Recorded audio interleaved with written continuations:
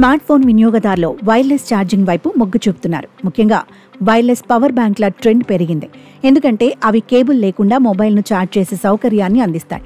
కానీ wireless power బ్యాంక్తో ఫోన్ను charge చేయడం ఎంత ప్రమాదమో అసలు తెలుసా? అందుకే ఇది చూడండి.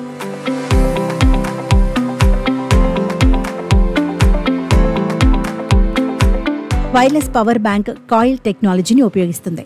ఇది విద్యుదయస్కాంత క్షేత్రం ద్వారా ఫోన్ను ఛార్జ్ చేస్తుంది. మీరు మీ ఫోన్ను ఈ పవర్ బ్యాంక్పై ఉంచితే ఛార్జింగ్ ప్రారంభమవుతుంది.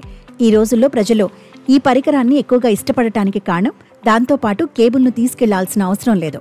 కేబుల్ను పదే పదే కనెక్ట్ చేయడం ద్వారా ఛార్జింగ్ పోర్ట్ దెబ్బతింటుందనే భయం లేదు. ఇది చాలా ఆధునికంగా, స్టైలిష్గా, ట్రెండీగా కనిపిస్తుంది. ప్రయాణంలో ఉన్నప్పుడు ఫోన్ను చాలా సులభంగా ఛార్జ్ చేయవచ్చు.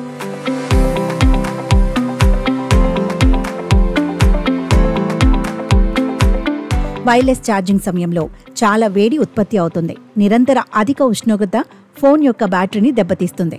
దాని పనితీరును కూడా ప్రభావితం చేస్తుంది.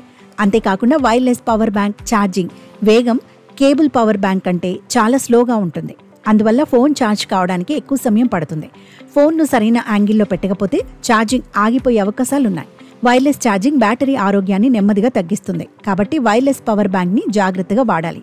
అవసరానికి అనుగుణంగా ఉపయోగిస్తే పెద్ద సమస్య ఉండదు. కానీ ప్రతిరోజు ఫోన్ను దాంతోనే ఛార్జ్ చేస్తే ఫోన్ బ్యాటరీ పనితీరును ప్రభావితం అయ్యే అవకాశాలు ఎక్కువగా ఉన్నాయి.